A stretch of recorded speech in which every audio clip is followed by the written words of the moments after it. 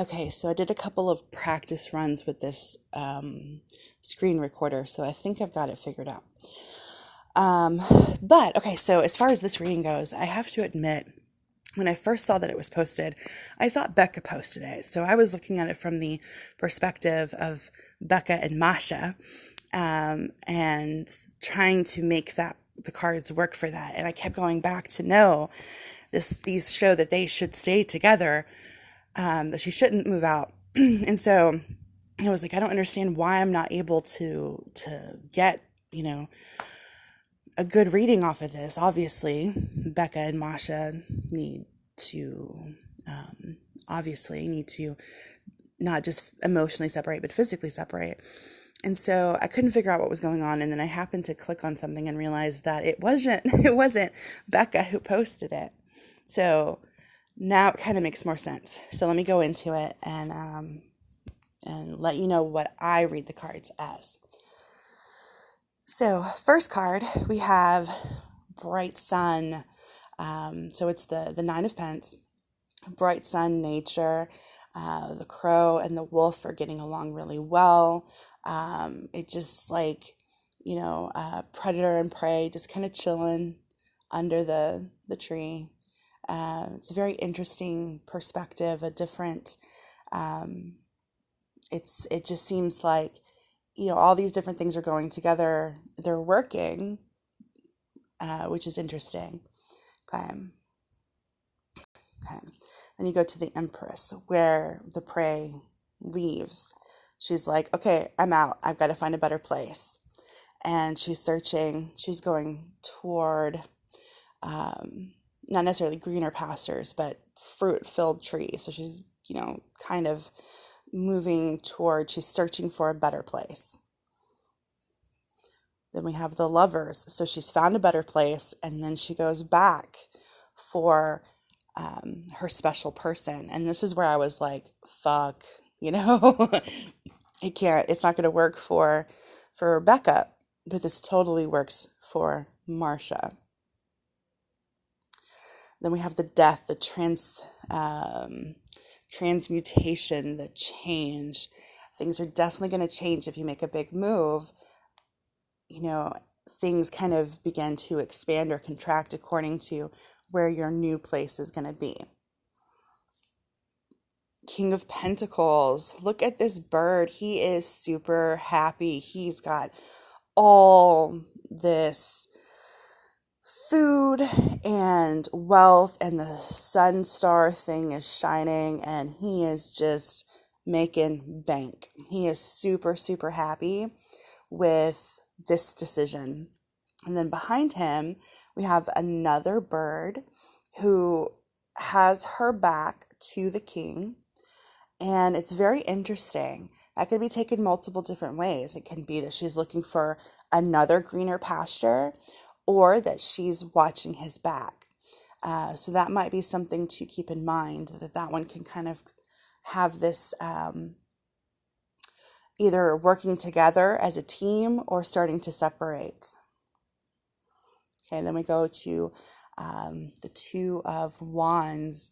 And again, these two birds have their backs to each other. They're watching out for each other. They're obviously affectionate. Things are going to work out for the two of them. They are, in fact, on separate branches, leaning over into each other, which is interesting. They have their own space, and they choose to be close together. It is not the space that dictates their it is not the space the small space that dictates their proximity. Like when you have a small house or a small room that you have to share, you're close together because that's the only way you can be in that room. These two have their own space. They have their own hobbies and interests, yet they come together in the evening under the moon and share about their time, their day, their hobbies, their passions, and each of them takes in what the other one is saying. Neither of them is more important, or their day is more important. They have a very equal relationship. The branches are on the same level. Very, very nice card. And then we have the Tower, which a lot of people get really freaked out about. Tower change, serious change, uh, often painful change. So let's see what happens next. Okay, so that was the end of that. Okay, so I don't know, the overall feel of that is just a very pleasant attitude of this is a good thing. A move would be a good thing. And even with the Tower, I still feel like there's potential to rise above it. Look at this dude up high, just soaring. You know, it doesn't look like anything is being murdered outright, right? Yes, there's destruction. The Tower has been hit. It is crumbling. But the birds are still up high above it. So take that for what it's worth. Let's go ahead and go into these little guys. Excuse me. We have the Spider, the Skull of Flowers, and Eternal Love. So, the Spider, community and web weaving. A move could possibly improve your community standing. Not so much in the sense of a better neighborhood, but maybe in the sense of better networking. Actually visiting with your neighbors.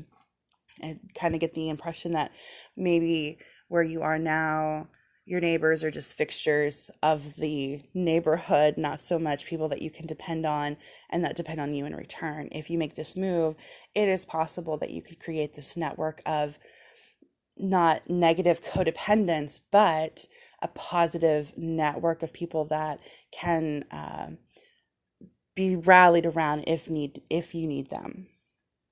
The Skull of Flowers, creating through the ashes. So let's go back to the Tower, okay? That destruction, death rarely ever means death in the cards, means transition. Think of the phoenix rising from the ashes and how things can go through a transition and they can hurt. I mean, fire is going to hurt, right? But what comes out of that in the end is just as beautiful, if not more beautiful. Forest fires, well, that's a whole thing, but in containment with a contained forest fire is incredibly good for the health of the forest. I'll say that and leave that alone. And then here we have the Eternal Love. Love is love is love, and it transcends physical death. Honestly, from this reading, it looks like it does not matter where the two of you are, where you go, where you live. The two of you are going to have that, happy connection. Even in death, you're holding hands. My God. So make a decision amongst the two of you and go from there.